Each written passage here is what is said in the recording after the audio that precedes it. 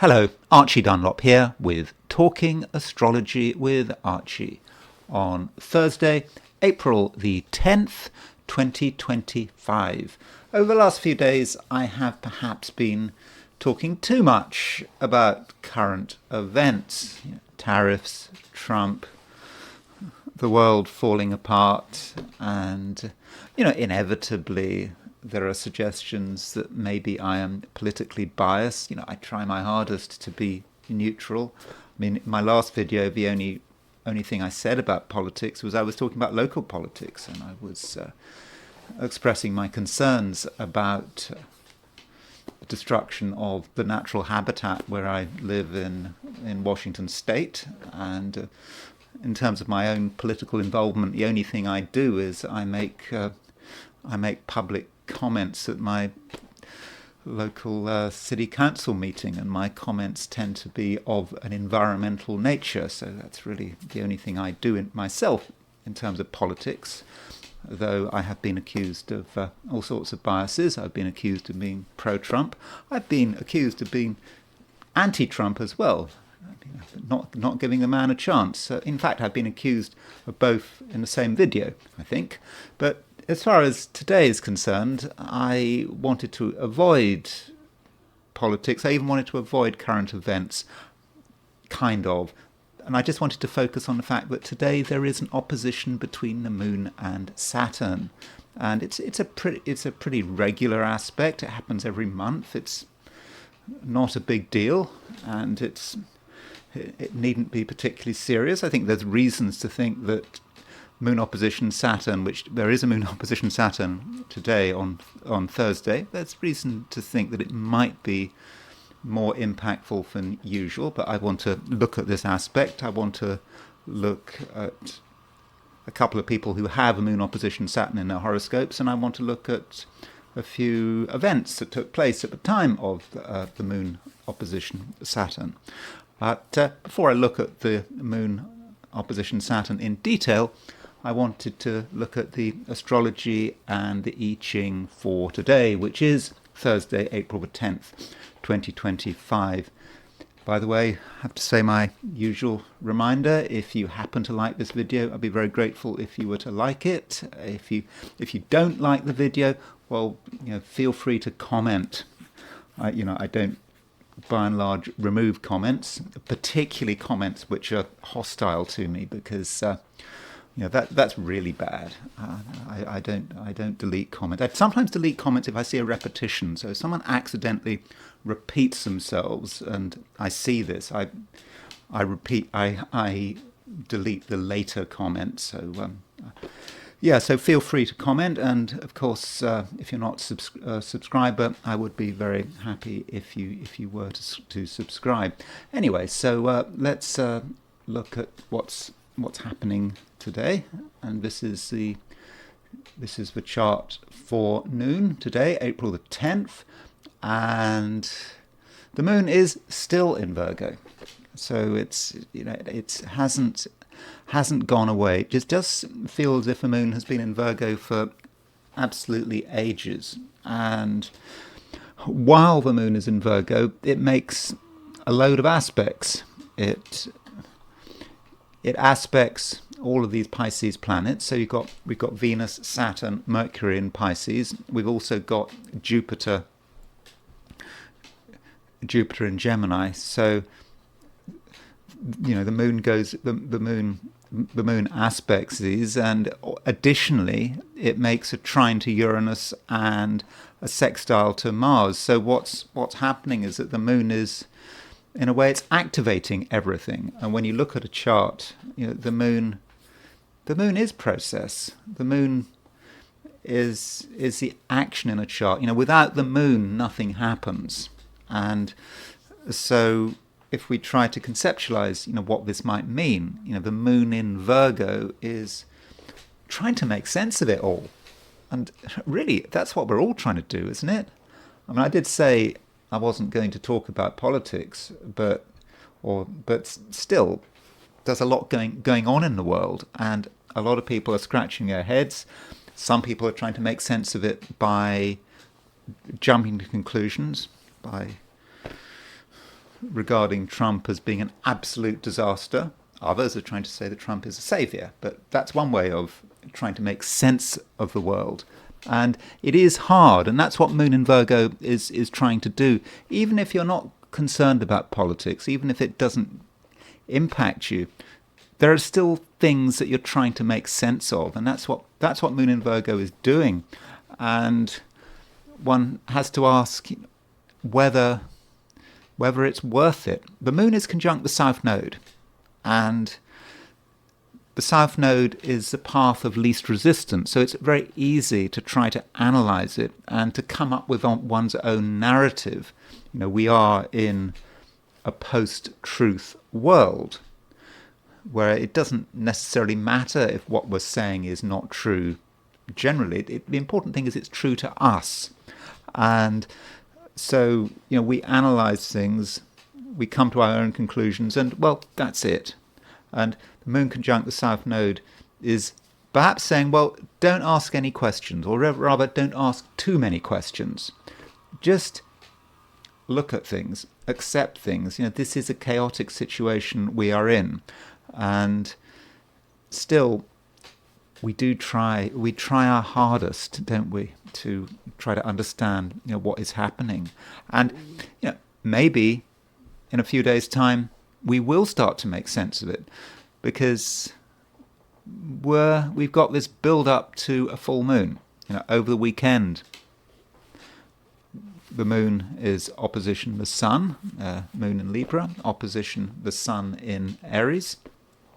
And the full moon can be about truth and seeing things for what they really are. But we're not there yet, and it might just be a question of preparing for this full moon. But we don't want to ask too many questions, but it might be quite inevitable with the moon in Virgo. We're trying to make sense of things, and it might be a complete mess out there, but we've got our own little part of a world, and we're just trying to create some order, and it's tough because of those Pisces planets. There's nothing wrong with those Pisces planets. They're just presenting a different view and a more fluid view. Now, the moon does make a sextile to Mars, and the moon sextile Mars is quite a dynamic aspect, and dynamism is maybe what some of us need at the moment. My last reading, I really didn't have a great deal to say because the moon wasn't really making any aspects, and it just might have felt that everything was completely empty, and that's not the impression I was necessarily trying to give, but I wasn't very satisfied with my readings for yesterday, and that was part of the reason was that the moon wasn't making any aspects. Anyway, the moon makes up for it, and that moon sextile Mars can represent a chance to actually start to make things happen. So the moon makes an opposition to Saturn, and that moon opposition Saturn is a headline aspect today, and then it makes a sextile to Mars. So moon opposition Saturn might be a feeling of frustration that we really can't make things happen, and it's just really, really difficult. And then it moves on to the sextile of Mars, and we see the opportunity. Now, as far as this opposition aspect between the moon and Saturn, it takes place at 26 minutes past 5 in the afternoon, London time, so late afternoon. So that would be around 6:30 in the evening if you're on most of continental Europe. So yeah, if you're in Europe and Africa, as the day progresses, we do get a build-up to the moon opposition Saturn, and it could feel that things are grinding to a halt, though it does make a sextile to Moon, does make a sextile to Mars soon after, and so that might be an opportunity to break the block. Now, if you're in the Americas, well, in New York, Eastern Standard Time, the Moon opposition Saturn is at 26 minutes past 12 in the afternoon, so around lunchtime. If you're on the West Coast, California, Oregon, British Columbia, then that Moon opposition Saturn aspect is at 26 minutes past 9 in the morning. So you kind of get it over with early. Now, Moon is starting to move towards 0 degrees Libra, and for most of us, the Moon will move into Libra tomorrow. But if you're in the Americas, it will be this evening. So, London time, Moon moves into Libra at 2:12 in the morning tomorrow. So in New York, that will be 9:12 tonight. So there is a changeover, and so if you're up late in the Americas, you may be able to take advantage of that sign change. Things will perhaps be a little more relaxed, and things will be less frustrating. Though when the Moon moves into Libra, of course, that means we've got the build-up to the full moon. Moon in Libra, opposition the Sun in Aries, and that full moon is, of course, taking place over the weekend. So that's the picture set for New York. If we set the chart for Sydney, Australia, then Moon is earlier in the sign. It is at 18 degrees Virgo. So you may not feel that Moon-Saturn opposition today. It may pass you by. And instead, you might be focusing more on the Moon square Jupiter. So if you are in Australia or New Zealand, Moon square Jupiter could mean that you're trying to do things, and maybe you're trying too hard to do things, and there could be a slight danger of scattering your resources in your attempt to make sense of things. Jupiter can be quite an exaggerated influence, and that's the situation perhaps for you in Australia or New Zealand. It's not a big difference. Moon is still in Virgo. And then there is the heliocentric view. So here are the positions of the planets heliocentrically. That's not the positions of the planets heliocentrically. I need to change the coordinates. Sorry, I should have been better prepared. But here we are.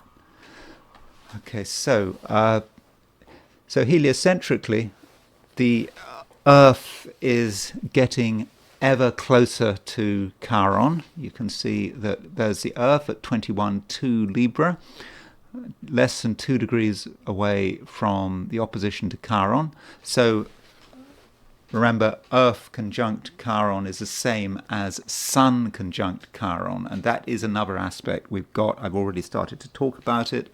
I think that Sun conjunct Chiron is a major influence, and Earth opposition Chiron just conceptualizes that geocentric conjunction in a different way, and it is the challenge to do things differently. We know that things aren't right, at least that's how we feel, and we might want to be a maverick and perhaps break some rules. I mean, we don't want to break the law, but we still might want to break the rules, and we perhaps want to stand out. But it's not easy, and sometimes we want to stand out through our compassion, because there is a compassionate element to Chiron, if you take the view that Chiron is a wounded healer. But standing out, it can be difficult, and it may lead to adverse publicity. And additionally, we've got Venus square Pluto. Venus in Scorpio, square Pluto in Aquarius. Remember, this is a heliocentric aspect. Venus square Pluto is it's quite intense, and people are worried, and that may say something about worries about money. If you take Venus as a planet that's related to money. This is a collective aspect because it's heliocentric. And so Venus in heliocentric Scorpio perhaps is trying to hold on to what we have and being very aware that it could be taken away from us. So there could be something, ever so slightly grasping about that Venus square Pluto, not just in terms of material possessions, but maybe even human possessions. Being possessive about some of the people around us, the people close to us, close friends, partners, spouses, someone's being possessive. And additionally, organizations are being possessive. These are difficult times, so you really need to hold on to what you have. And maybe as an antidote to Venus square Pluto, we have got Mercury trine Neptune. So Mercury in very late Scorpio, starting to make a trine to Neptune. Remember, Mercury is a fast mover heliocentrically. It takes 88 days to move around the Sun. So this Mercury trine Neptune, it's a gentle influence, and we are talking about the cosmos here. The heliocentric chart is really very collective, and it's about the cosmos and all the information that is flying around the cosmos. And perhaps with Mercury trine Neptune, if we can be sensitive but somehow hold our objectivity, that's a difficult thing. Being sensitive, being objective as well, we can just get an idea about the way things should be flowing. And we're getting insights into this. And Mercury, by the way, is not just making a trine to Neptune, it's also making an opposition to Uranus. So Mercury opposition Uranus trine Neptune, there are a few realizations. We start to understand what is happening. First,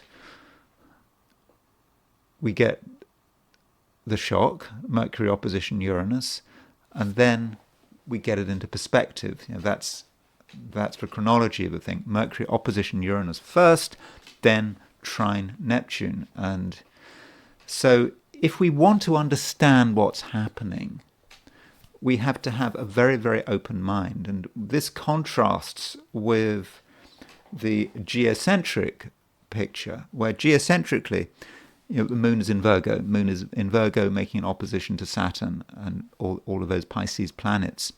We want to know what's happening. We want to know completely, firmly, concretely what's happening. And that's not the right approach. We need to be more general from that. Mercury opposition Uranus, trine Neptune does allow us to understand what's happening, but we don't want to put a stamp on those cognitions. So what I mean by that is that we want to have something that feels true to us with Moon in Virgo opposition Saturn. And that's not the right approach.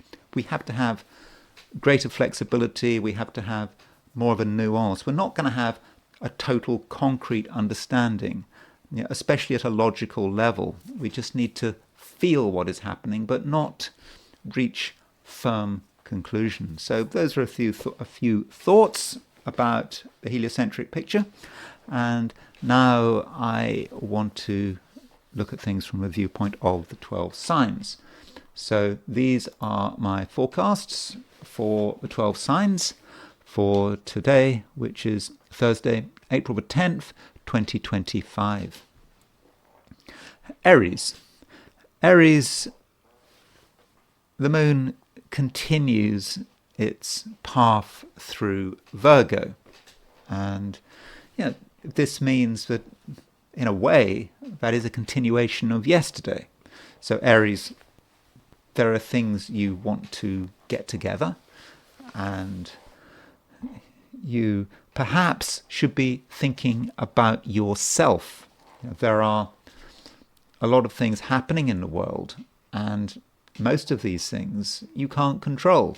So you need to concentrate on what you can control. And what you can do is just make sure that everything around you is in good shape, is in good order, and don't worry too much about what other people are doing, and try not to project. There's some slight danger of that. You see someone else's chaos and you might want to remark on that chaos, but for the moment it's probably not your business, and sort yourself out, and that is the right approach. Though you cannot expect to find perfection. Now, Aries as a sign is not particularly interested in absolute perfection. The key thing is doing stuff. But at the moment, particularly with the moon making a conjunction to the south node, you might want things to be absolutely right, and that's not really possible. So you do have to be able to deal, Aries, with a certain amount of ambiguity, and just don't feel that you're going to be able to get complete answers. So that really does matter. And additionally, Aries, you can make things happen. I mean, you do have a lot of power, but I think that this power needs to be focused, and I think it needs to be focused on yourself and your own immediate surroundings. There you can really make things happen. If you try to extend this power beyond your immediate environment, then you might find that it starts to get a little bit watered down, and you can make a little bit of an impact but not much of an impact. So Aries, try not to be too ambitious, because if you are too ambitious, then I think that in the end, you could be disappointed. Though, having said that, there is going to be sometime during the day a moment for action. So one of the big aspects today, relatively speaking, is an opposition between the Moon and Saturn. And this Moon opposition Saturn could be very frustrating for all of us. You might just feel that you are being blocked, that in your case, the block may actually be psychological. You want to do something and you can't do it, and it may be to do with your own worries, or perhaps your own fears. Maybe you failed at something in the past and you think you're going to fail again, and so that holds you up. And then the Moon, having made an opposition to Saturn, it makes a sextile to Mars. And so that Moon sextile Mars allows you to have really a burst of very constructive activity, where you can really cover a lot of ground quickly. But this Moon sextile Mars, as I've already suggested, it does need to be focused on yourself and on what you can control. You don't want to get angry with other people or tell other people what to do, or try to motivate people through sort of misplaced attempts at leadership. I don't think that would work, but activity begins at home, and today maybe it should end at home as well. Taurus,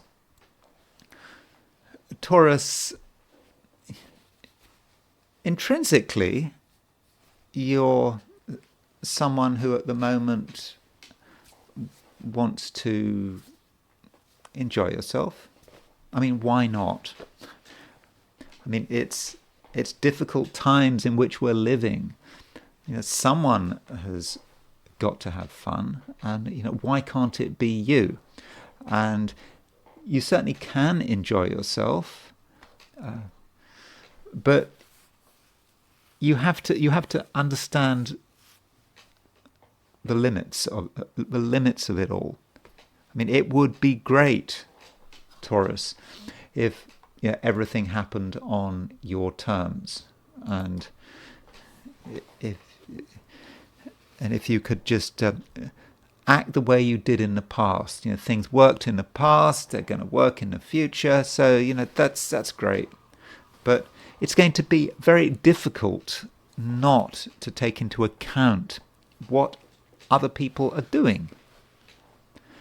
And if you have any contacts, any friends, any associates, it's going to be difficult not to be influenced by them. Even if you are completely alone, there are many ways for you to get in contact with people, and these lines of communication are going to be open, like it or not. And of course, Mercury is now stationary direct, so there might be a certain clash between what you want to do and what other people want.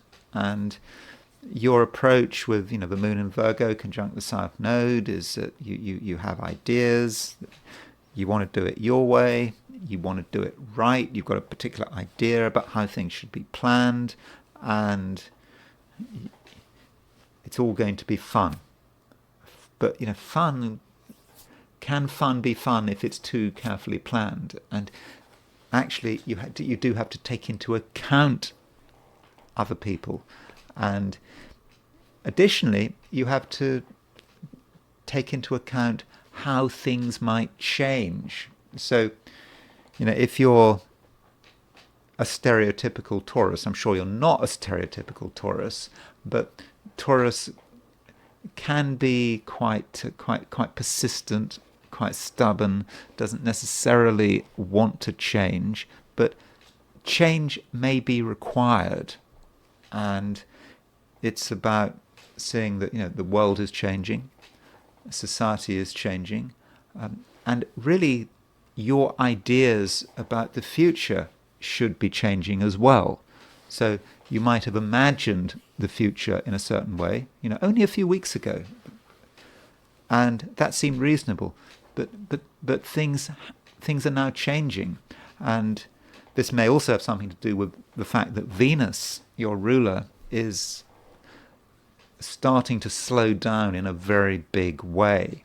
It's in a few days' time, Venus will be stationary direct, and as Venus goes stationary direct, Taurus, you may look at the future, your future, and look at your hopes and your wishes for the future, and you'll realize that things have changed. But you need to have that moment of awareness. You can't be just completely focused on something from the past. If it worked in the past, so you're just going to continue with it, and that's not really the right approach. And so in order to understand the future, you may have to make an effort to listen to what people are saying, and listen to what people are saying about their own lives and how their lives are changing. And then, Taurus, you might have a realization that actually something needs to be done, that something has to change. And so when you have that realization, you'll know that something has shifted, and it may not be easy. You may have to admit that in the recent past you've made a few mistakes, but if you're open to change, and particularly if you're open to changing your ideas about the future, then I think that at the very least today can be useful. It might also be challenging, but it can certainly be useful as well. Gemini, today, like yesterday, you may be distracted. You may just not be quite with it. And I'm a Gemini. I've got my sun in Gemini. Well, I'm always distracted. So that's just, for me, it's just a state of being.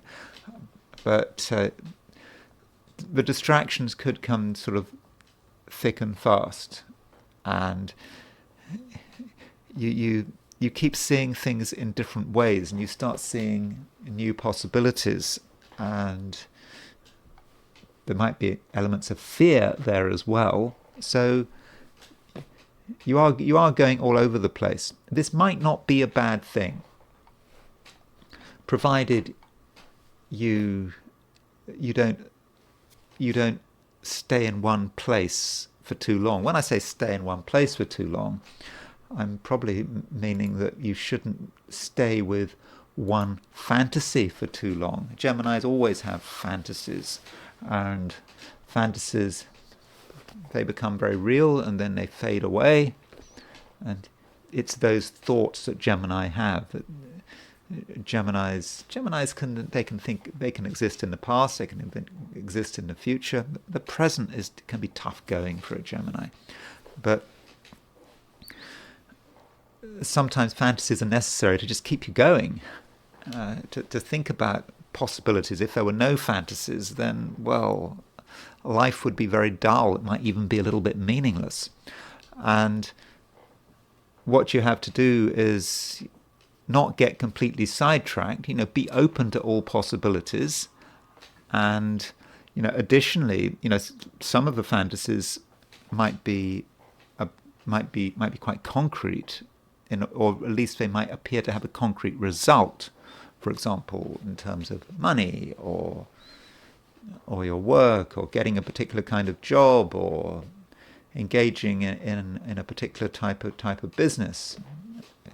It depends on your situation, and there's nothing wrong with that kind of fantasy, provided you're able to bring it down to earth and be challenged by it. And maybe that's something that actually can happen, because one aspect we do have today, we have Moon opposition Saturn, and we also have Moon opposition Mercury, and Moon is in Virgo. And the challenge here may be to take something which is completely in the clouds and to bring it down to earth, but not to bring it down to earth too much. So, there is a kind of a contradiction here, because the Moon is in Virgo, opposition Mercury, opposition Saturn. So you could say that Moon is the antidote to Mercury and Saturn in Pisces. Moon in Virgo is an earth sign. It allows you to ground things. But the Moon is conjunct the South Node, and the South Node provides a warning, because the South Node is a line of least resistance. It's actually where we should not be going. So, yes, grounding is important. It needs to be real, but we don't want to take things too far.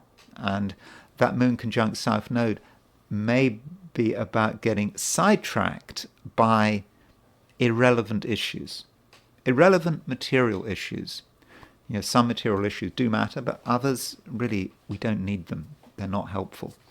And that might be to do with your home and your family. And there could, in certain situations, be a work-home split. Your family may be pushing you in one direction. Your ambitions and your work may be taking you in another direction, which is the right direction to go in. So if you have that kind of dilemma,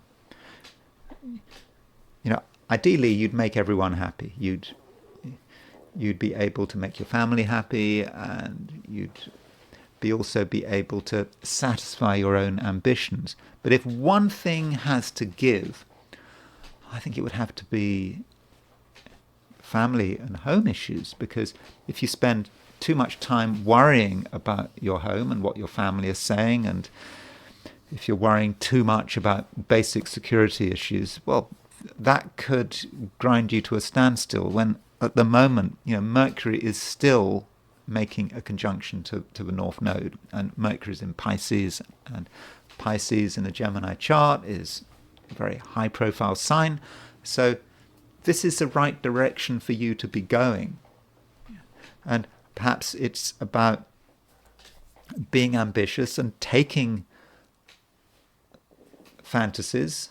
Maybe they're not fantasies. Maybe they're just good ideas or possibilities, and taking those possibilities and trying to make them real, and also just understanding what's happening around you. And you can understand what's happening around you, because when we looked at the heliocentric chart, we saw that Mercury was opposition Uranus and trine Neptune. And so if you're trying to make sense of the world, then that Mercury opposition Uranus gives you a little bit of shock. You see how things really are, and it's a surprise. It may not be a particularly pleasant surprise, but you're a Gemini. You know that knowledge matters. Knowledge is what it's all about, and you have that knowledge. And now that you've got that knowledge, that sort of deep knowledge, it's not a knowledge that is fixed. It's like 7 points. It's like this, or 5 points, and you've completely understood the world, and there's no further room for argument. It's not like that. It's just that sense of just shock and awareness. And then Mercury trines Neptune, and there is a vagueness there, but you just know that it can be incorporated. So be open-minded, listen to what the cosmos is telling you, and there's nothing wrong with a few fantasies, provided you can bring these fantasies down to earth. But you don't want to bring these fantasies down to earth in such a way that you destroy them by being too obsessed about material detail or worrying too much about the opinions of your family, for example. Cancer. Cancer, you can see that there is a lot of conflict around you. Now, I'm not talking necessarily about sort of battles and wars. I mean, there are battles and wars going on, but it's about division, people having different ideas, and you not necessarily agreeing with everything. And in fact, you might realize that agreement at the moment is really incredibly difficult to find. And you have your own views, which you take very seriously, and if there is a clash of views, that could be a problem. And so somehow, Cancer, you should be trying to function in an environment that is full of division. And when you're talking about things, you mustn't necessarily assume that you've got all the answers. I think you could make that assumption, but I don't think it would be very helpful. And too much talking, too much arguing is just not going to be useful. Though it's going to be a day when you might overreact, and possibly you shouldn't take what people say too seriously. You have views, other people have views, and if those views conflict with yours, then you might want to take action. But maybe you shouldn't take action. Maybe you just have to live with this diversity of opinion, and that becomes particularly important when it comes to relationships, because one of the big aspects today, probably the main aspect today, certainly the one I'm going to be focusing on later in this video, is an opposition between the Moon and Saturn. And the Moon and Saturn is not an unusual aspect. It happens every month, and it doesn't even last very long, a few hours. But this Moon opposition Saturn is possibly more powerful than usual, and that is because of the involvement of other planets. So we've got a conjunction right now between Venus, Saturn, Mercury, and the North Node. And so the moon is crashing into all of them. It's making an opposition aspect to all of those 4 points. And that doesn't usually happen when moon is opposition Saturn. So this time round, the feeling of conflict and even estrangement could be more powerful than usual. And when it comes to the people who are really important to you, you mustn't assume that there's going to be complete agreement.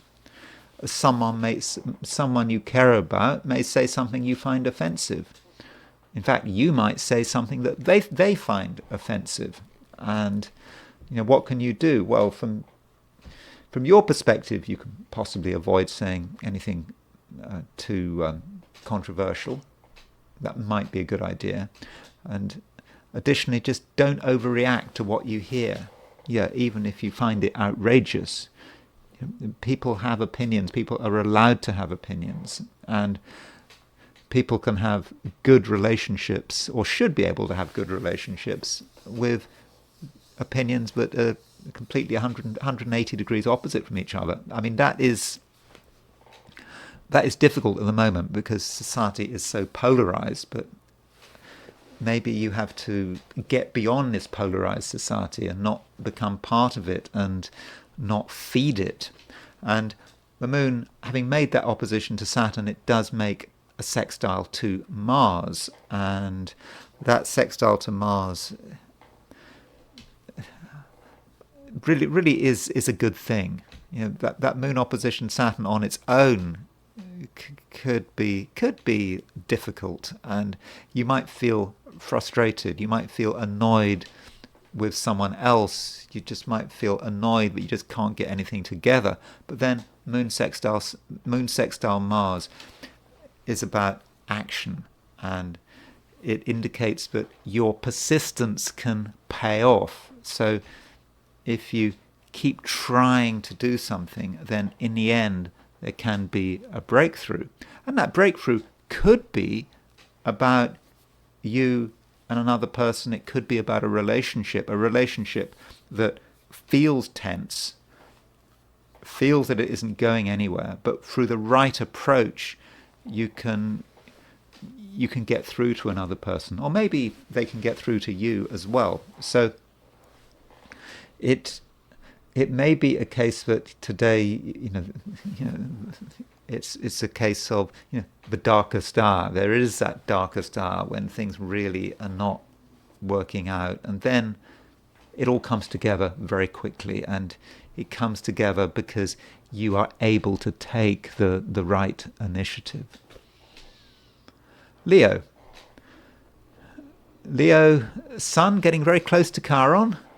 It's now less than 2 degrees apart, and so with Sun conjunct Chiron, you really do feel that you are different, that you have a different view from other people, and you just don't want to just follow the crowd, and you see things that no one else is aware of, and that might be a call for action, but that doesn't necessarily mean that now is time for action. And I think I said something similar yesterday. The moon is still in Virgo, and with the moon in Virgo, you just might not have the ability to really see things through. And so if you are thinking that you need to do something with this Sun conjunct Chiron, if you feel that you really need to sort of stand out in some way, then perhaps it's a time when you should be in a state of preparation, working out what you need to do. I mean, you don't want to be too obsessive, but you need to just understand what's happening and understand other people, understand their limitations, understand what could go wrong, and you want to have the best chance of making a good impression, and just a little bit of patience on your part could be very effective. And it's also the case, Leo, that this pressure is quite strong. It's not just about Sun conjunct Chiron. I think that at some level, Leo, you want to be free, and you can see the possibilities for freedom. And so, why not take action now? That might be your view. Why wait? Just do it. But again, I don't think in an external sense that's necessarily a good idea. You have to see freedom as a process. You have to make the connections in yourself, really decide what you want and how you want to go about it, and then at a later stage, the time for action will arrive. And don't forget, in a couple of days' time, we've got a full moon, and this full moon may complete things for you. There are things you've understood, but you haven't understood everything right now, and it almost feels, Leo, that you're halfway through solving a puzzle, and just keep going, keep trying to make the connection. Maybe it's like a Rubik's cube. You're almost there, but you're not quite there. And possibly the main aspect today, aside from the Sun conjunct Chiron, which is not exact for a couple of days, is Moon opposition Saturn. And this Moon opposition Saturn is going to affect everyone. And for you, this Moon opposition Saturn is asking you to deal with things which are quite complicated, and part of you doesn't want to deal with it. You want things to be simple, and that might apply to money, for example. You don't want to deal with complicated financial issues. You just want things to be simple. You just want a couple of numbers. Is a number positive or is it negative? That's really all you want. And that's not necessarily the right way of doing things. You have to be able to deal with complications. The South Node is in Virgo. And so with the South Node in Virgo, that's you wanting things to be easy in a financial way.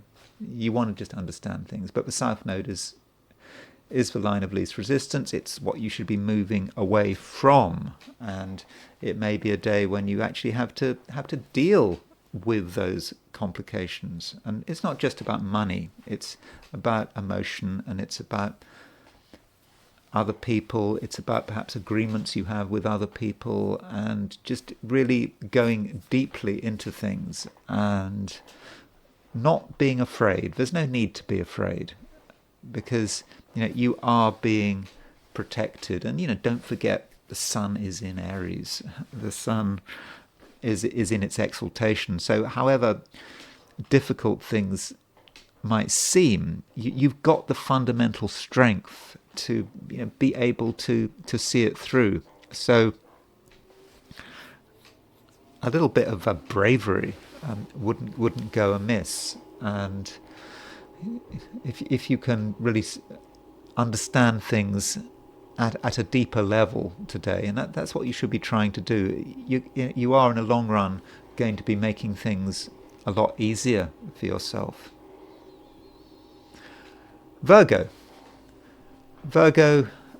Moon continues moving through your sign, and it's coming to the end of it. In fact, if you're in the Americas, this evening the Moon is leaving Virgo, and there is a truck out there, orange flashing lights, and they're making noise. It looks as if they're pumping things, and Yeah, that is going to, you're going to hear that. I don't know what they're trying to clean, but they're certainly making a lot of noise. And anyway, so the moon is continuing to move through your sign. And, yesterday, while the moon was moving through your sign, it wasn't doing much. And I really made that clear. And that perhaps gave you a certain amount of freedom because the moon wasn't doing much. But now it is starting to make contact with the Pisces planet. So today you've got Moon. You've got Moon making a conjunction. Well, it's making a conjunction to the South Node, but it's making an opposition to Venus. It's making an opposition to Saturn, opposition to Mercury, opposition to North Node, and there is a lot of conflict there, and there is something of a battle, and you can perhaps see how you and other people are different, and you could have disagreements.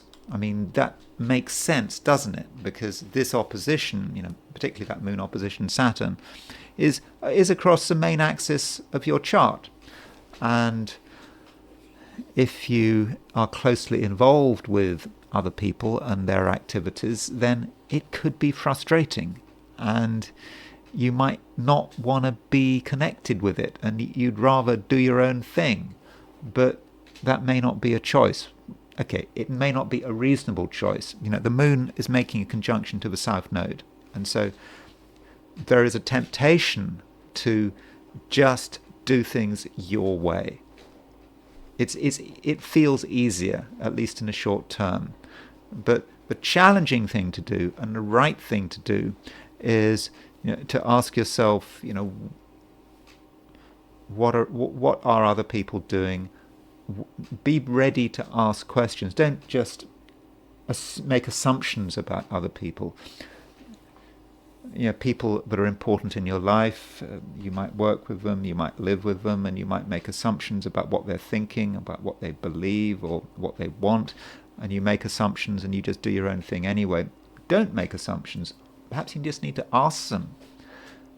Find out what they really think, and you may not want to hear what they say, but by taking into account what they say, in the end, you will be making things easier for yourself. Also, Virgo, don't feel that you need to be looking for easy answers. Some Virgos might. They want to have the answer right in front of them, and they want it to be straightforward. And there's no such thing as a straightforward answer. Now, you could convince yourself that you've got a straightforward answer, but if you were to be in that situation, you'd soon realize that answer just wasn't working, but it was the wrong answer. And you have to be open to the possibility of realization, putting yourself in a position where perhaps someone will tell you something you don't want to hear. It could be the cosmos telling you something you don't want to hear. From a heliocentric view, Mercury is making an opposition to Uranus. So Mercury opposition Uranus can be about a surprise, a shock, realization, and it's a realization you didn't want to experience.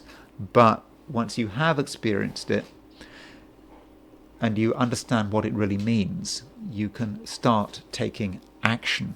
And so in that sense, try to be open-minded and try to take into account what the other is saying. And the other is not just about other people, it's about other forces, it's about forces that go beyond your everyday environment, and it is what the cosmos is telling you. And there is a different reality out there, which if you make the effort, remembering Mercury is not just making heliocentrically, Mercury is not just making an opposition to Uranus, it's actually making a trine to Neptune as well. So if you try to be in touch, then you will get a reply, and in the end, that reply is going to be something that you can incorporate into your being, and it will allow you to make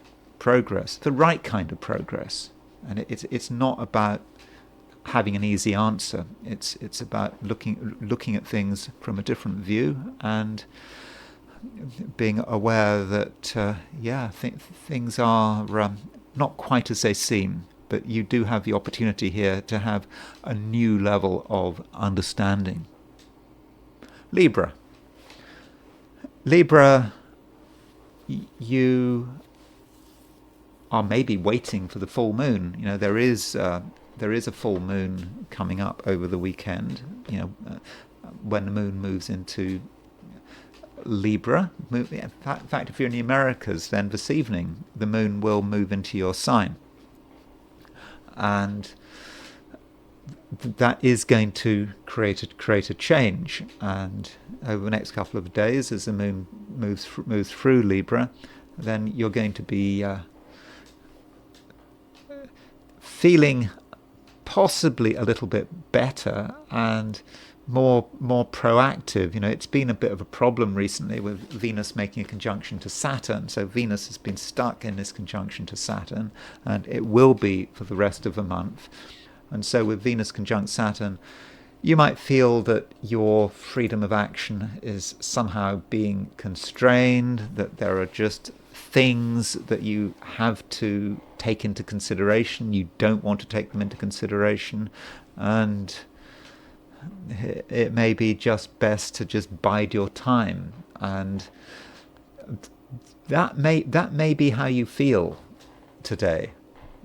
Just let things pass, do nothing, and things will eventually resolve. In fact, you might just want to stay out of everyone's way, because it just does seem too complicated. And also, there are a lot of things you just don't want to do, and it just seems too much like hard work. But it's important, Libra, that you understand that there are a few obligations going on, and part of that is to do with the fact that Venus is conjunct Saturn, and Venus conjunct Saturn is, represents all the things you need to be doing right now. And the moon is making an opposition to Saturn, moon is making an opposition to Venus, and so that could be the temptation to do nothing, or to look the other way, or to just relax, but not comfortably relax. You might try to relax today and do nothing, watch the clouds go by, but you're not going to be happy. You're going to feel this sense of guilt that there should be something you should be doing, and so that's not satisfactory. So really start to think about what it is that you should be doing. And Libra, I think you have a good idea about what it is, and there may come a point today when you realize that the moment has arrived, that this is the time. This is the time where you have to perhaps reveal your hand, and it might be a risk, but perhaps it's a risk that is worth taking. And it's true that the moon makes an opposition to Saturn, and that could make you just feel that everything is really, really tough. The moon is not just making an opposition to Saturn, the moon is making an opposition to Venus, and that's why you have this feeling that maybe you want to escape. But the moon, having made that opposition to Saturn, it does make a sextile to Mars, and moon sextile Mars is perhaps about finally getting it together and finally understanding what you have to do. And you can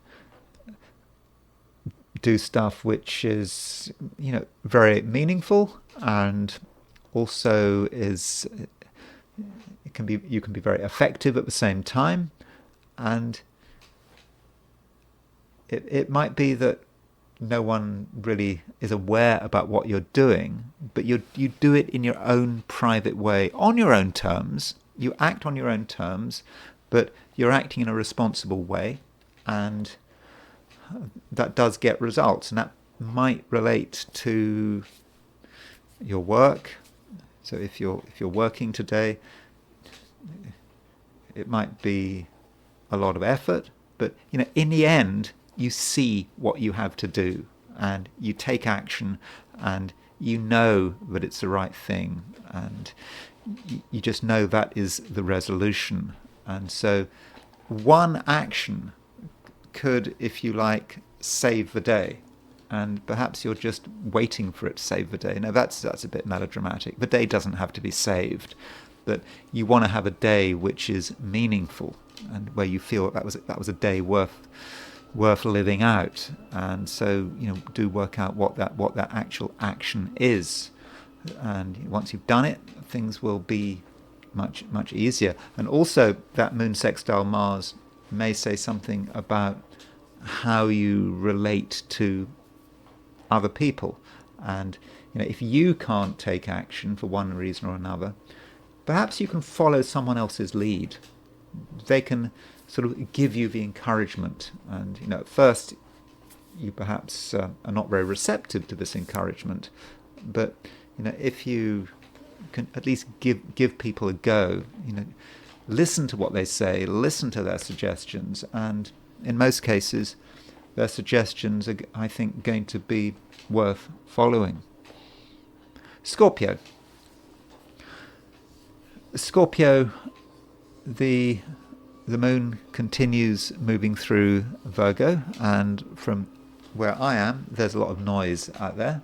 There is some truck doing stuff. Maybe it's draining something. There are a lot of pipes, and it is potentially a distraction. It's not my computer making that noise, by the way. But anyway, Scorpio, there is the moon. We've got the moon continuing to move through Virgo, and with that moon in Virgo, Scorpio, you're possibly quite friendly. You're trying to be friendly. You're trying to get on with people, and you want to be popular, and the question is it really worth it? Being popular for the sake of being popular is, of course, not a Scorpio thing. Scorpios have to really be sincere. They have to be themselves. And if you worry too much about what other people are thinking, then that could spoil the day, because it's a time when you need to be genuine. And if you try to please other people, you're not being genuine at all, and you're going to feel dissatisfied, and you're essentially going to be watering yourself down, and that is absolutely something, Scorpio, that you do not want to do. Though this clash between what you want to do and what other people want you to do, or rather what you think other people want you to do, is represented by moon opposition Saturn. And with this moon opposition Saturn, you have to be quite focused on what is important to you. And also, it's not a day for asking too many questions. I mean, it's always good to ask a few questions, but one question leads to another, and another, and another, and there are so many questions that you don't get anywhere. And additionally, there's a slight danger today, Scorpio, of being rather self-conscious. You think about how people are perceiving you, and as a result, you think you're going to make a few changes, and in the end, you just end up being completely dissatisfied with yourself. So, Scorpio, put yourself first, and you know fundamentally what you're good at, what you're best at, and how to go about things. You don't have to be told. And at first, you might feel that you are alienated from society, but you need to go through that. And in the end, other people will come to you, and they will give you the recognition you deserve. And if we look at the way the aspects pan out, we've got Moon making an opposition to Saturn, and it's also making an opposition to Venus, and then it makes a sextile to Mars. And that Moon sextile Mars is the moment where things start to come together, when you realize that you were on the right track all along. And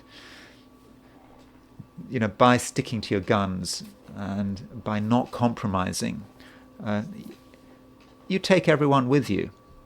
And so you just have to get through that tension and that self-doubt. And I'm not telling you to have self-doubt. I'm not saying you should have self-doubt. All I'm saying is that if you have self-doubt today, then you just need to work through it. And I don't think you should be changing your strategy, changing your approach. Just keep going, and then things will all start to come together. And I should remind you, Scorpio, that actually at the moment you are a powerful person. You were a powerful person yesterday. You're a powerful person today. Your personality is strong, and your ability to have an impact is also strong. People in the end will listen to you. At first, they might criticize you. At first, they might ignore you, or might appear to ignore you. But if you just keep going, in the end, you will get your way. And that's a good thing, by the way, you getting your way. Sagittarius. Sagittarius, there is an opposition aspect between the Moon and Saturn at the moment, and this Moon-Saturn opposition is across one of the main axes of your chart, because from a Sagittarius view, you are a mutable sign. So having Moon-Saturn opposition, Moon in Virgo opposition Saturn in Pisces, that really does emphasize things to you. And the Moon is in a high-profile sector of your chart, often connected with business and career, and this is what you want to put your energy into. Okay, not necessarily just business and career, because business and career may have no relevance to you. It may be instead just about what you're trying to achieve, and achievement can happen at many different levels. And with this Moon conjunct the South Node in Virgo, you really want to go for it. Whatever it is that you want to go for it, and you want to make rapid progress. But you have to take into account the fact that there is an opposition. The Moon in Virgo is opposition Venus, it's opposition Saturn, it's opposition Mercury, and so you have to take into account, other things. And if you try to move too far in one particular direction, then you're going to find that in the end you run out of steam. Perhaps your supply lines get overstretched, to use a military analogy. So what you have to make sure is that you've got your supplies are sorted out, and supplies can work on a material level, making sure that you're able to eat and drink, for example, but also it's your emotional supplies, and making sure that you are looked after, security concerns are dealt with, and that you don't just sort of drift off on a tangent and get absolutely nowhere. So that is a danger. And in the process, it's important that you listen to people. Don't just do things on your own because you think you've worked it all out. advice may not be offered to you freely, spontaneously, but if you try to understand what people are saying and you explain what you're trying to do, just get their feedback, and that can make all the difference. And there are some signs today where I've said don't ask questions. I've really said do not ask questions. For some people it's a bad idea to ask too many questions today. But for you, Sagittarius, I think there are some questions to be asked, and you shouldn't be afraid of asking questions, because the right people are really going to be prepared to offer you some really good advice. And don't underestimate anyone, and don't discount your family, because your family at the moment have, I believe, got quite a lot to offer. But Sagittarius, you might feel that things that are familiar are things you want to avoid, and that approach would be incorrect. Just because something is familiar, doesn't mean it's boring, doesn't mean it's interesting, doesn't mean that you know it completely. And people have got surprises to offer. Again, people you know well. You might think they've said everything they're ever going to say, but of any use. They might have said it a million times, but that's not true. They've got something to say, and ideally you would take that into account.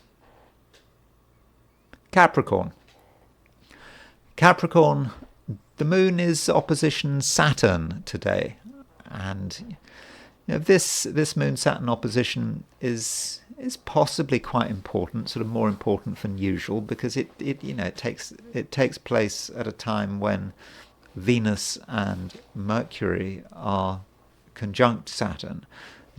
Saturn is sort of on the Mercury-Venus midpoint, and I've talked about this aspect indirectly, about how Mercury and Venus are making you into someone, well, not making you into someone, but they are emphasizing the fact that you are a clever person who has got a huge amount to offer. That is what Mercury and Venus are about for you. But with this opposition, there is now a little bit of challenge coming in, and you may find yourself being questioned more than usual, and you might have to explain yourself, or you might feel that you have to explain yourself. And if you're absolutely honest with yourself, you might realize that you haven't necessarily got all the answers, and the moon in Virgo might indicate another possibility. It's just kind of saying, well, have you actually looked at this from this angle? Did you consider that? And you, being a sensible, conscientious Capricorn, might respond quite seriously to this. You say, okay, well, there might be some self-doubt here. Have you really got all the answers? Maybe you haven't. Maybe you've got it all wrong. And the question is, how do you respond to this situation? And I think that in most cases, it's about a false challenge. Something comes along which, it does force you to ask questions about yourself, but is it useful? The moon is conjunct the South Node, and that suggests to me that it may not be useful.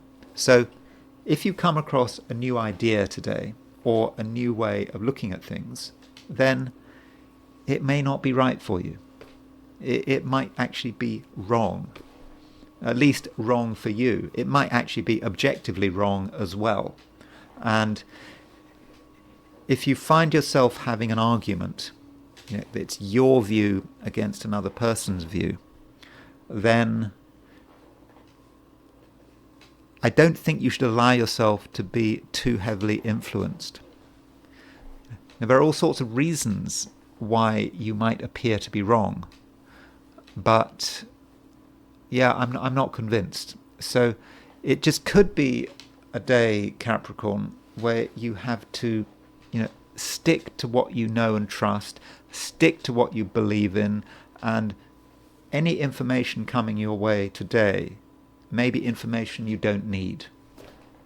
And it's not a good idea to be listening too hard to other people's suggestions and advice. And the more angry and persistent another person is, the more you should consider ignoring them. Not ignoring them, but you can be polite about it, but you don't have to take on board what they're saying. So, Capricorn, I think the big message for today is really stick to what you believe in, and don't doubt yourself. And as far as relationships are concerned, there is an opposition between the Moon and Saturn, and this could indicate that you and another person just simply are not in agreement with one another. Now, this Moon-Saturn opposition, yeah, it does happen every month. But you see, this time round, Venus is conjunct Saturn, and the Moon is opposition. The Moon is opposition Saturn. So you've got the Moon almost acting as a bit of a detonator for that Venus-Saturn conjunction, and it might be about different people, clashes between one person and another person. Who are you going to have relationships with? Who are you going to get close to?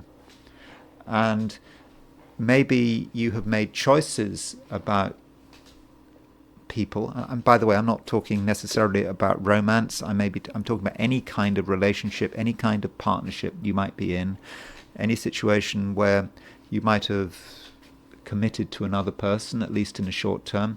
But the Moon is trying to make you question your own decisions. And so it could be that you've got a decision between, two people. Two people are competing for your attention. And if that is the case, then you should probably stick with what you know and trust. Stick with the decisions you've made. If you've decided that you're going to trust someone and something comes along to sort of undermine that, then you've got to have faith in yourself, to have faith in the decisions you've made in the past, because I'm pretty sure that you've got it right. So really what I'm saying is that this Moon in Virgo conjunct the South Node is an unhelpful force. It's something that seems to be worthy of your attention because it's coming up with things that are new, that kind of seem interesting, certainly challenging, but just because it gets your attention, it doesn't mean that you should take it seriously. And I don't think it's a day for making sudden changes in your plans. Aquarius, don't take things too seriously. I think you could. And the problem is that if you do take things too seriously, you might start to tie yourself up in knots. And this might grind you to a standstill. So that might be about not over-analyzing things, or getting too caught up in your emotions. Aquarius is an air sign. It's, all things being equal, not known for being super sensitive, super sentimental. Aquarians can certainly be sentimental, they can certainly be sensitive, but you have to consider, what is your strong suit? And certainly at the moment, I would not have regarded emotion as your strong suit. And if you do get involved with things which are heavily emotional, you could get just completely distracted, and you might make mistakes. And it's not just about emotion, it's about just complexities. You have to keep things simple. And for some reason you want to make things complicated. You want to look at things from every single angle. And in fact, the answers are pretty straightforward. They're right in front of you. But that's just too easy. You want to ask lots of different questions, and you may end up doubting yourself. Self-doubt is a possibility. Even though you are an exceptionally talented person, there are things you can do incredibly well. Everyone knows you can do them incredibly well. Things might happen where you just question yourself, and one question leads to another question, and in the end it's just very difficult to get anything done. And perhaps what you need is some clear evidence of how wonderful you are. Getting a bit of praise might be a good idea, and that means that you should perhaps take advantage of your social environment. Talk to people who really think you're great. You know who they are, and just hearing someone talk about how important you are to them, and hearing someone just compliment you just could make a big difference. I mean, it sounds ridiculous. I mean, you're an Aquarius, you're not into flattery, but sometimes you need a bit of flattery. And so if you can get some praise for something, just go for it. It's certainly nothing to be ashamed of. And the big aspect today is Moon opposition Saturn, and I've been talking about this Moon opposition Saturn, and this Moon opposition Saturn does dominate the day, and it, as I've kind of already indicated, there may be times where you feel a bit down, and the reason you feel down is because you are asking too many questions. And when it comes to money is sort of seen as being something very serious and complicated, and actually right now it's easy. Your immediate impulse in terms of avoiding financial pain or doing something to protect yourself may be the right impulse, and you just don't have to make it too complicated for yourself. Though I'm not giving any financial advice there. This channel is not for financial advice. It's for entertainment purposes only. But money is certainly an area where Aquarius, it just would be good if you could just try your hardest to keep it simple. And additionally, you should make an effort to understand what other people are thinking, the important people in your life. What's going on? What do they want? And what some people are looking for is freedom. They're not happy with the situation as it stands. And that doesn't mean that you are the person creating the situation, but it would be a good idea to really listen to what people are saying.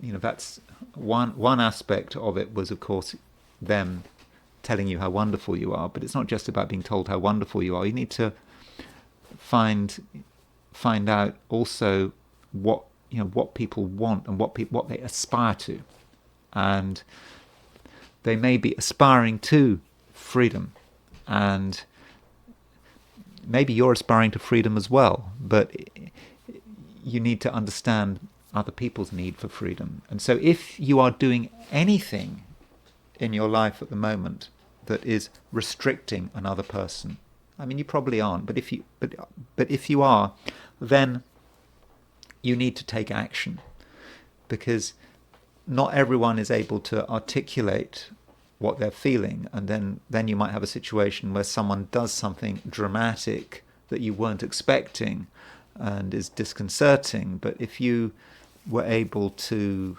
anticipate the event by understanding another person's frustrations, then I think you could be saving yourself a lot of trouble at a later stage. So that's certainly something you need to think about. And don't try to do things completely on your own. Don't discount other people's opinions and also other people's feelings. So that is the broad picture. It's not necessarily going to be an especially exciting day. I think things are going to be easier for you when the moon moves into Libra. And the moon moves into Libra, well, if you're in the Americas, actually the moon moves into Libra this evening.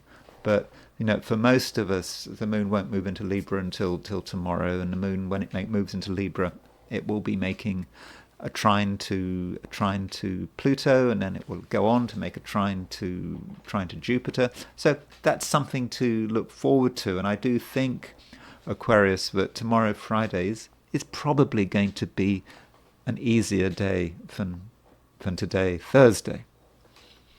Pisces, you should be doing everything or most things on your own terms.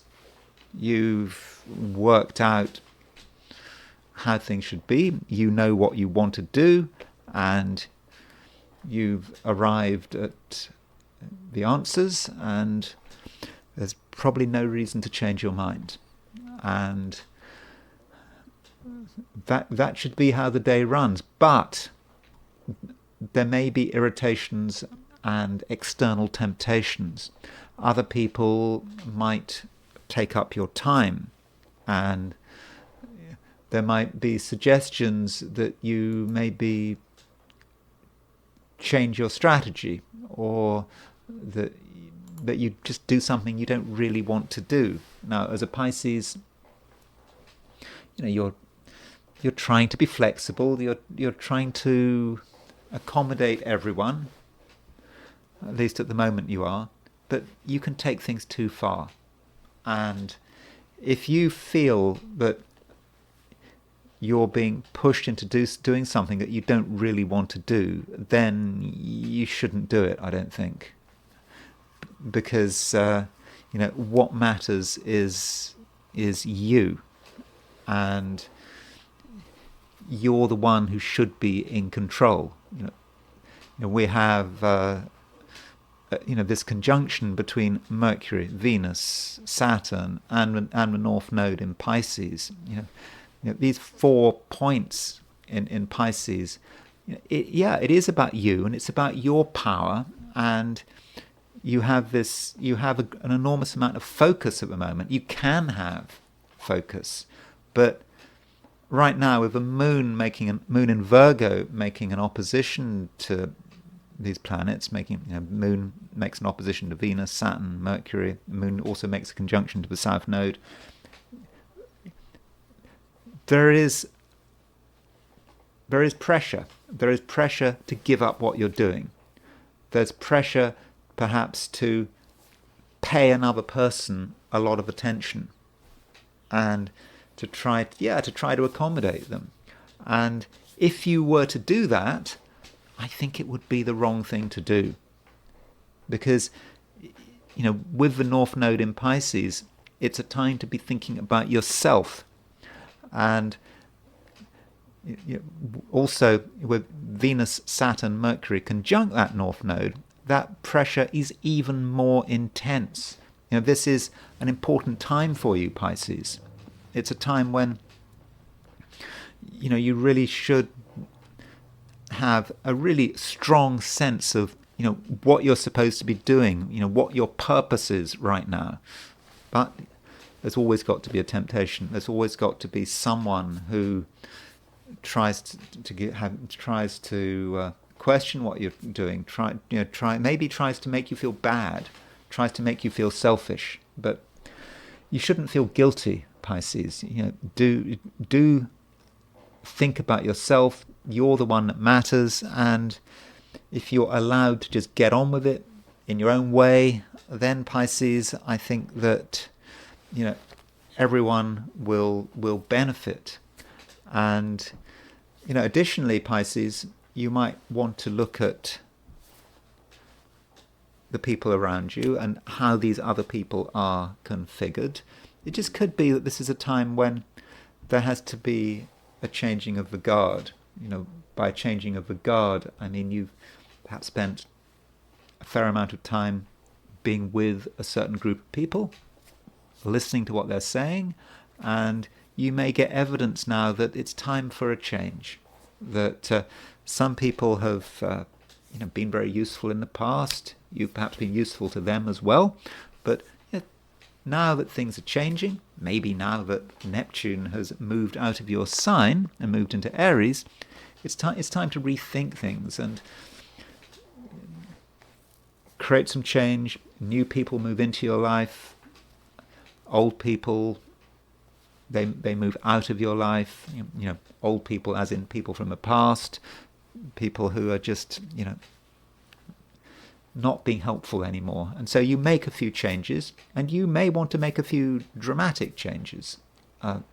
It just happens. It's a realization. You just have that realization, and you act on that realization. You can act on that realization without announcing it. You just maybe stop being in contact with someone, and you stop being enthusiastic, and you stop encouraging someone. But by contrast, there's someone else you want to bring into your life, and you give them all the encouragement they need. And those are my forecasts for the 12 signs. And I now want to look at today from the viewpoint of the I Ching. So I asked the question, what is Thursday going to be like for those watching the I Ching section of this video? And the first and only hexagram I got was hexagram 42, which is increase. There are no moving lines. And increase is as it seems, 42, increase. We get more of something. Now, that could be money, if that's relevant. If you're in a position where you feel that there is a way to make some more money today, then maybe you'll be successful. But the I Ching tries not to focus on just the material side of things. And it's more about our self-worth, us as virtuous human beings. So increase would be about building up our personality and building up our virtue. If we are doing something which is working well, then we should keep going in that direction, and we should encourage it. And so success breeds success. So we know what's working in our life, and we keep doing it, and we get more and more of it, and it just makes us feel better and better. And that's the sense of increase. By the same token, if we have flaws, we know we're doing something wrong. Increase encourages us to get rid of behavior from the past or even the present, which is just not doing us any good. So that's like, out with the old, in with the news. In with the new. Well, the news is always something to worry about. But in with the new. And so that is an optimistic message, but there are no moving lines. So that might just indicate that today may not be especially dramatic. From an astrological perspective, I talked about this Moon opposition Saturn. I think the Moon opposition Saturn is the main aspect today. But are we going to be done in by this Moon opposition Saturn? Well,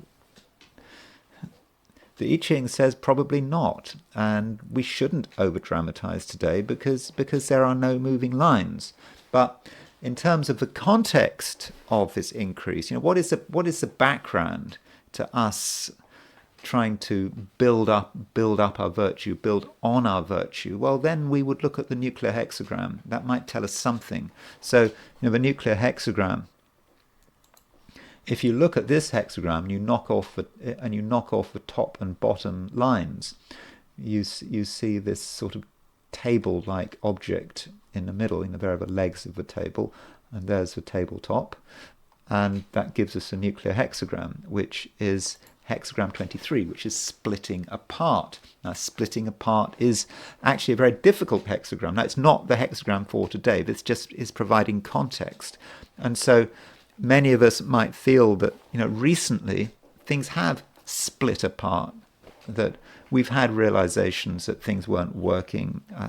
The image here might be a piece of furniture which has been eaten by termites, and the termites have eaten through the legs, and the whole thing is about to collapse.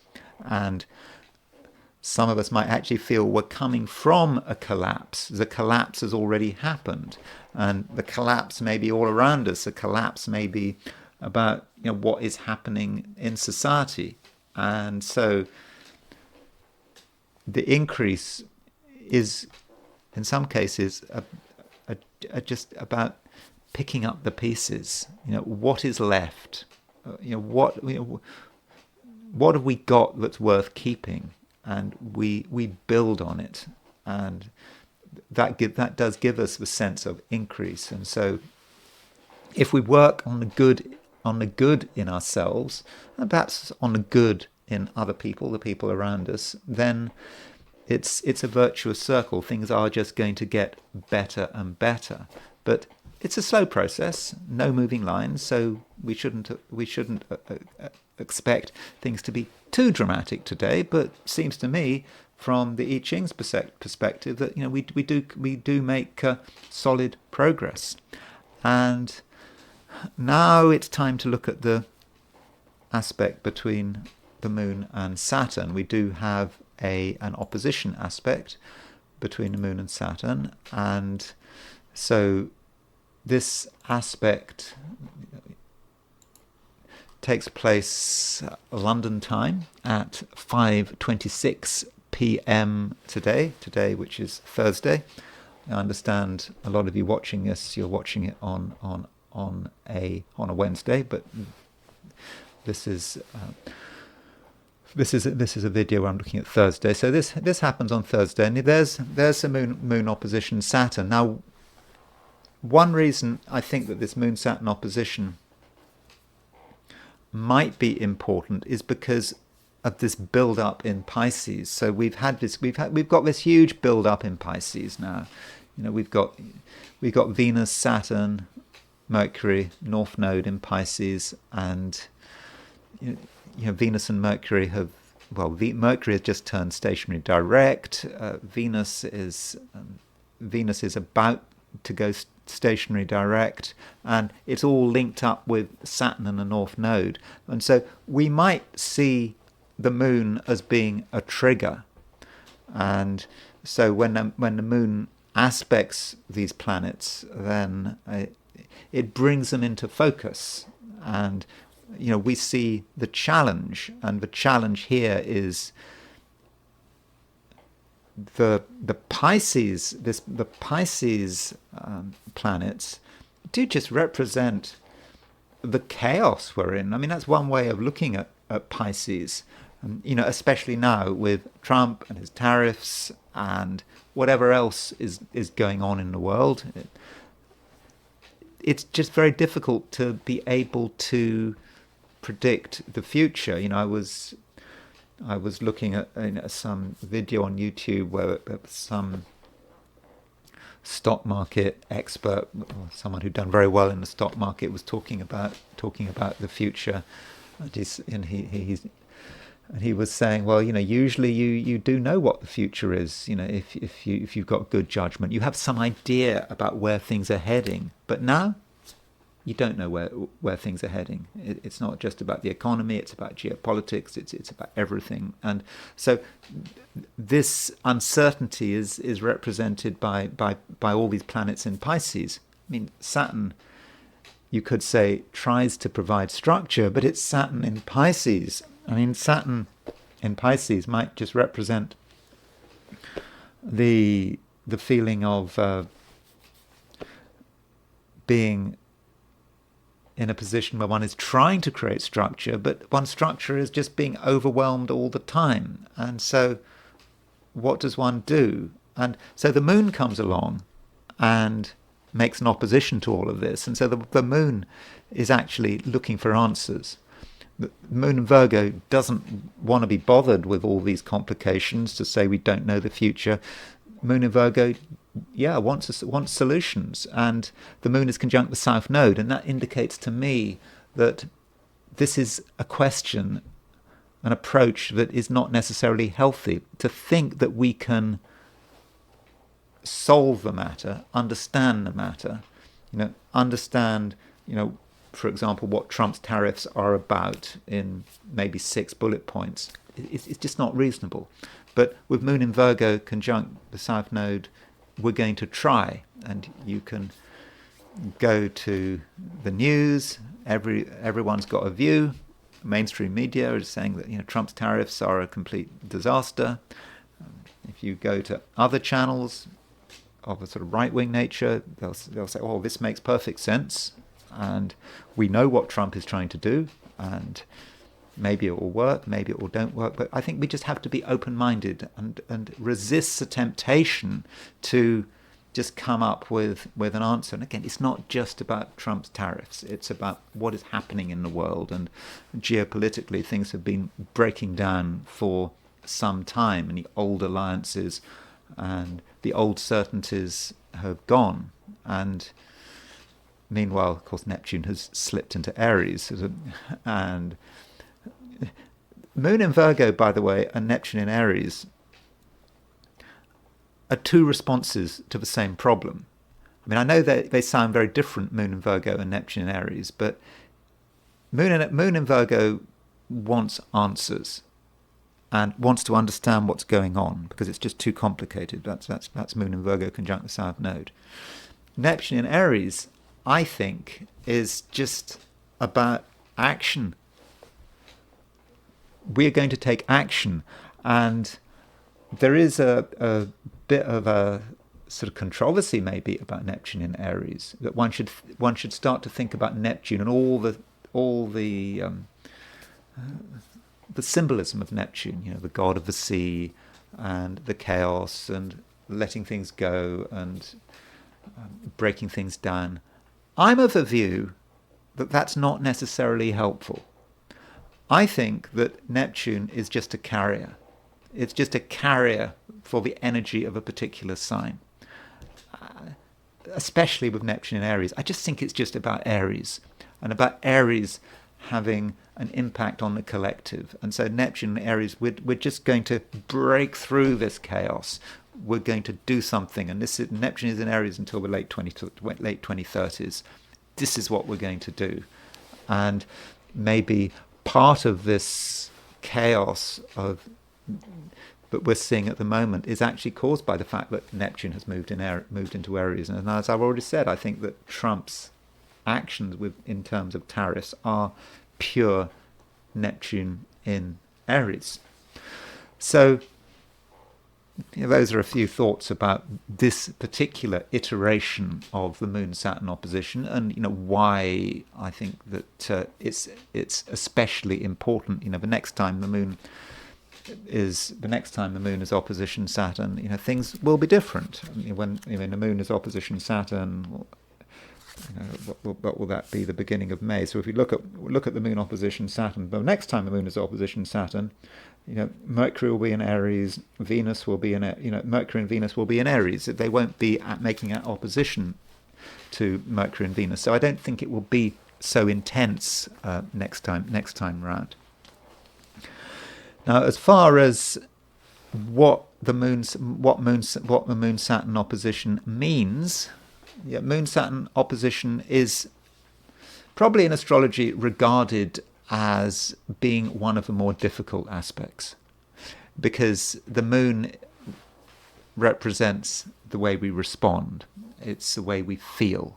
And so if you have got moon opposition Saturn, for example, in a natal chart, you could say that there is some kind of block, or it could be about control. Moon opposition Saturn may be about someone who wants to control the way they feel, or structure the way they feel. And it can be also about discipline.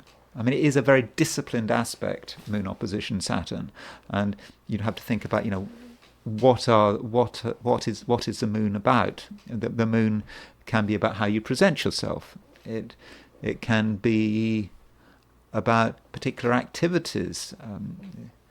The Moon is a planet of communication, and I think with Gogolin, with the Moon in a Gogolin zone, he regarded the Moon as being about writing, for example. So there could be a sense in which having Moon opposition Saturn might be actually useful if you want to be a writer, if you want to communicate. And just to quickly want to look at a few people who have Moon opposition Saturn in their horoscopes. I've only got 4, and I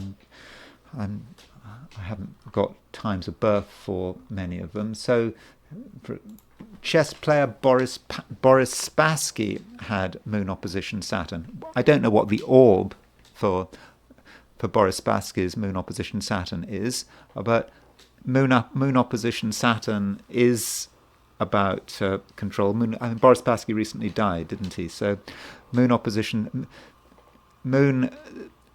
in Virgo. So if you're a chess player, you could understand how Moon in Virgo could be quite useful.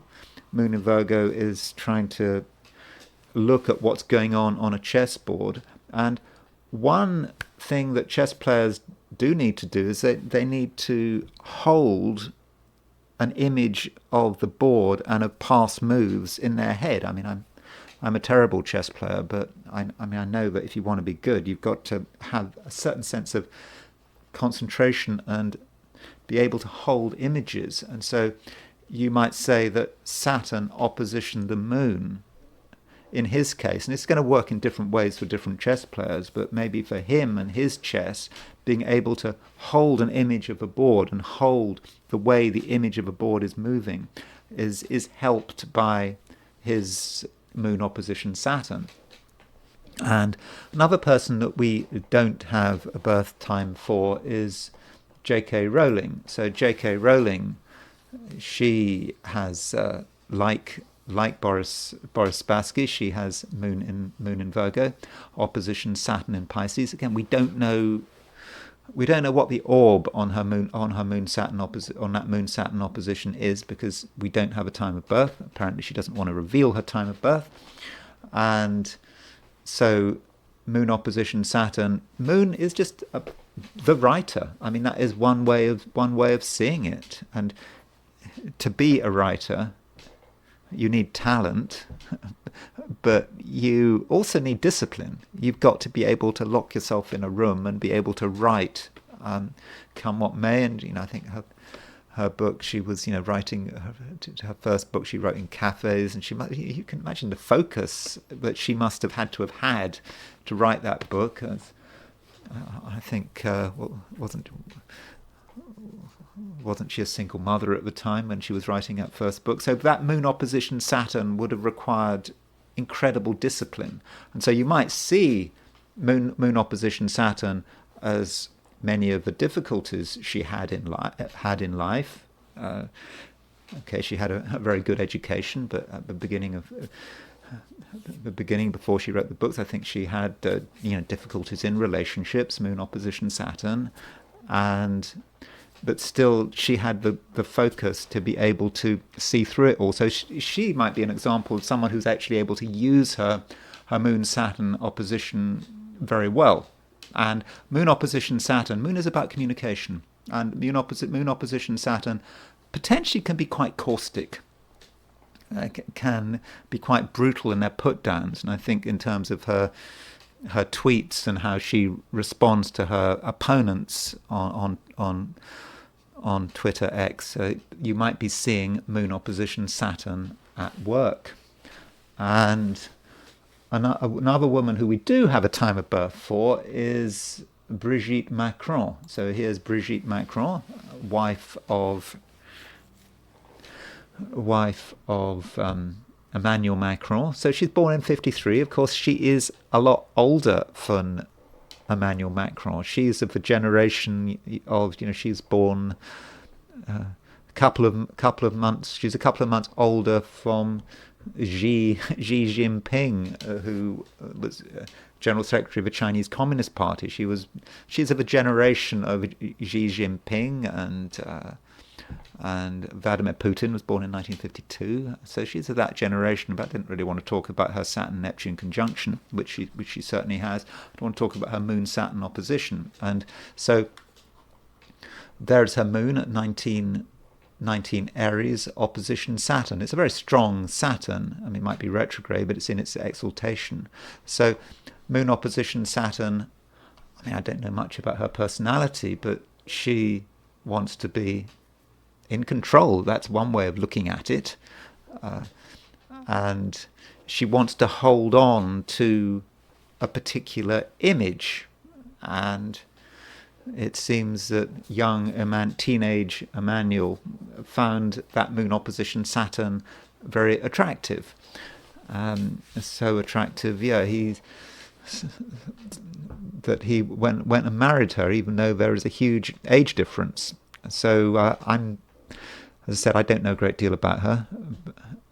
Pluto is involved here. So she has got Moon trine Pluto opposition her Saturn. So that Moon trine Pluto, there is something very controlling there. And being able to really get someone's attention, Moon trine Pluto. And that Moon trine Pluto certainly hit impressionable Emmanuel. And finally, the Prime Minister of Canada, Mark Carney, has Moon opposition Saturn. There's his Saturn at 9 Pisces and his Moon at 14 Virgo. You've got an exact Moon-Pluto opposition. So when you're looking at Mark Carney's chart, you do have to look at other planets that are involved. And the fact is that Mark Carney has Saturn widely opposition Pluto. He's got Mars conjunct Pluto. So this is someone who's very much into power. He wants power, and he wants to be successful. And so in his case, the Moon is not just opposition Saturn; it's conjunct Pluto as well. So he does what it takes to be successful. And so he is another example of Moon opposition Saturn actually working pretty well. So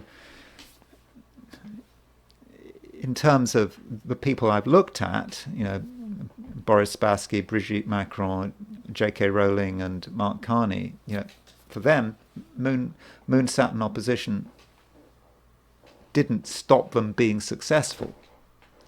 It allowed them to be powerful and accomplished people, and it may be one of the reasons is that it gave a great deal of self-discipline. But that doesn't mean to say that Moon-Saturn opposition isn't unfortunate. It can be unfortunate. And turning to some events that took place when the Moon was opposition Saturn, Jimmy Carter got inaugurated on January the 20th, 1977. And when he was inaugurated, there was a very close Moon-Saturn opposition. And, it was separating, but the Moon was semi-square the Aries point, so it was about the world, and Moon opposition Saturn was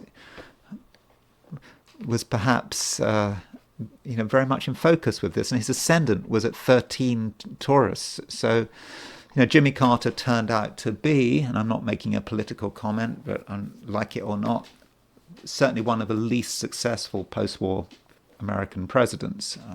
He might have been a nice man, but he was not a good president. And of course, it ended with the Iran hostage crisis, and of course he lost the 1980 election to Ronald Reagan. So that Moon opposition Saturn really didn't help, and of course it involves Uranus as well. So this really a grand cross. I mean, Jupiter's almost involved in it as well. So for Jimmy Carter and his inauguration, Moon opposition Saturn really did blight his presidency. And another inauguration that had Moon opposition Saturn was the inauguration of Franklin Delano Roosevelt. Not his first inauguration, but his that would be his third inauguration. It's interesting, with his first inauguration was in March 1933, but then they moved it back to January. So his third inauguration was January the 20th, 1941. And Moon is close to 3 degrees Scorpio. So Moon in Scorpio, 3 degrees Scorpio is, the Moon is not just fallen, it's its degree of maximum fall, almost. I mean, it's 3 degrees Scorpio is the degree of maximum fall for Scorpio. I mean, in Western astrology, they don't really talk about maximum fall. That's more of a Vedic concept. But I still think that Moon is particularly unfortunate. Moon in the Vircombustor, deep in the Vircombustor, pretty much the Moon at the worst place it can be. And then the Moon is opposition Saturn, yes. And of course, why this is a big deal is, of course, this is the presidency that was hit by Pearl Harbor. So he was by the end of 1941, December the 7th, you had Pearl Harbor, and that's Moon opposition Saturn, and that Saturn was rising, and Moon was also opposition Jupiter as well. So it was Jupiter-Saturn opposition. This was the beginning of a new Jupiter-Saturn cycle. A Jupiter-Saturn cycle which, in the end, was very good for the United States, because it really made the United States the complete predominant power, and made the dollar the reserve currency. And of course, America won the war and in some respects benefited from the war. And so the Moon was really picking up on that Jupiter-Saturn conjunction. But short-term, Moon opposition Saturn was pretty unfortunate, because it led to Pearl Harbor. And things can happen with Moon opposition Saturn which you wouldn't normally associate with Moon opposition Saturn. But one event that took place with the Moon opposition Saturn was the first hydrogen bomb. So the first hydrogen bomb took place October the 31st, 1952, and there you see the Moon is at 23 Aries, opposition Saturn, opposition Neptune, sort of making a sort of wide sort of T-square to with Uranus on the T. So Moon opposition Saturn can just be about an event, and this was, it was a fusion bomb combining atoms to create, the energy of the sun. And, well, the sun rising, that is something that the designers of the bomb, those planning the test would have actually made it. So they wanted to have it at sunrise. So that's not such an amazing thing. That was pre-chosen. But I don't think Moon opposition Saturn was pre-chosen. And Moon opposition Neptune may talk about the pollution and the fallout that resulted from this hydrogen bomb. Interestingly, at Hiroshima, the Moon was conjunct Saturn. So Hiroshima was not the first nuclear explosion, but it was the first nuclear explosion with a civilian target. And so the Moon was conjunct Saturn there. And a recent event which had Moon opposition Saturn was Vance's speech in Munich at the Munich Security Conference. And when we looked at J.K. Rowling's chart and her Moon opposition Saturn, we saw that J.K. Rowling is obviously a very good writer, a very successful writer. I mean, it doesn't matter whether you don't like her books. The point is she is successful.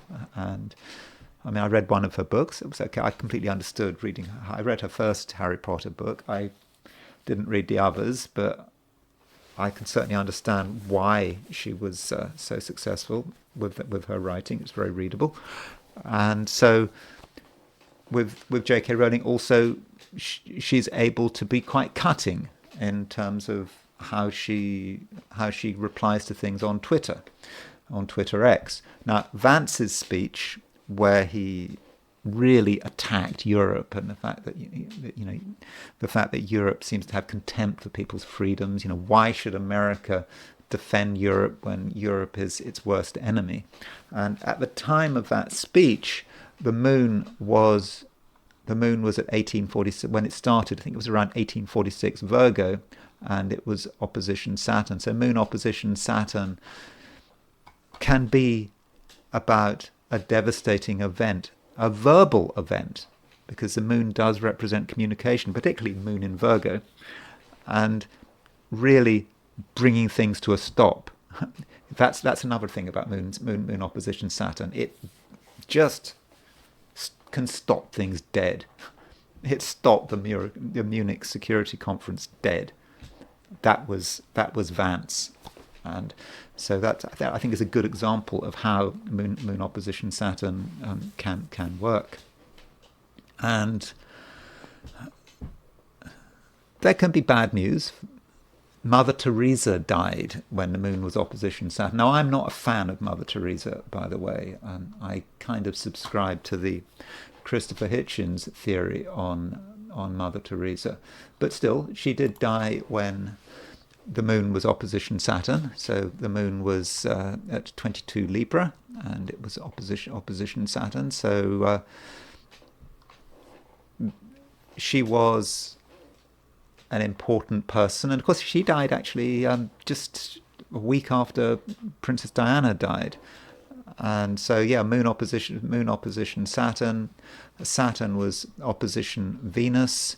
So that Venus-Saturn opposition was probably in force when Diana died, or was applying. So Venus opposition Saturn was the death of a younger woman, the death of Diana, and so that's what they were coming from. And then the moon opposition Saturn is the death of another woman.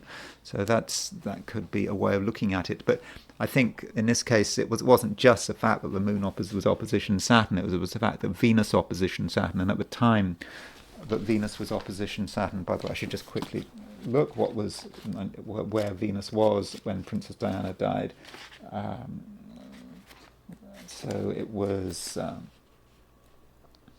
Venus was at around 15 Libra when she died. So Venus was just 4 degrees short of the opposition to Saturn, but still it was in orb. And so so you have to see that moon opposition Saturn in the context of Venus being opposition Saturn as well. And these two women who some people regard as iconic, I suppose they were iconic, whatever you think of them, they died very close together. And that is all I have to say about the Moon-Saturn opposition. I hope you enjoyed this video. If you did enjoy this video, I'd be very grateful if you were to like it. If you're not subscribed, I would be super grateful if you were to subscribe. If you want to buy me a coffee, there's a link in the description, and I will talk to you again tomorrow.